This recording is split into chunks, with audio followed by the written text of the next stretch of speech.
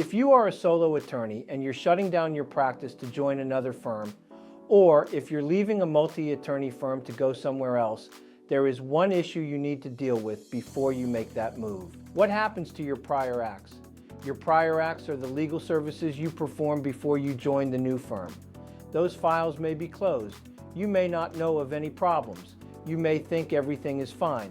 But if a claim comes in later, the main question is going to be, whose malpractice policy is going to respond?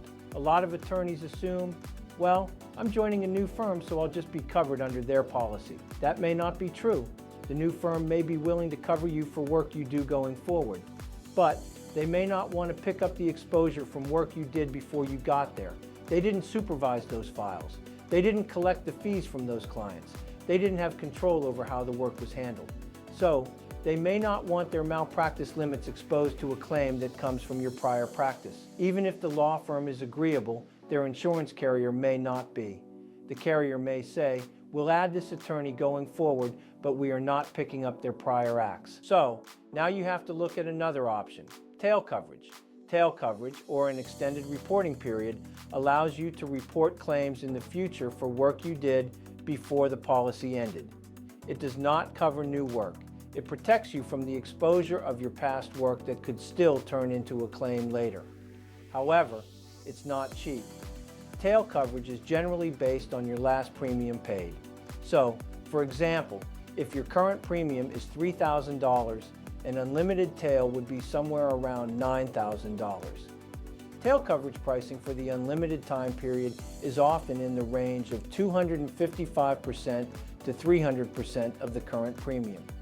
That is not a small expense, but it is also not something you want to ignore. If you are merging or being acquired by another firm, closing your solo office, or leaving your current firm, this needs to be part of the discussion up front. Who is going to pick up the prior acts? Will the new firm's policy cover them? Will the carrier even allow it? Do you need to buy a tail? And who is going to pay for it? In some situations, you may be able to negotiate this. Maybe the new firm pays for the tail.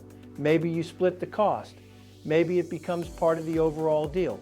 But the important thing is, do not assume this is automatically handled, because the worst time to find out you have a gap in coverage is after a claim comes in. Before you leave your firm, shut down your office or join a new practice. Talk to your insurance advisor. Make sure you know exactly how your prior acts are going to be covered. The exposure from your past work does not disappear just because you moved to a new firm. Thanks for listening. And remember, I'm Don I, your insurance guy.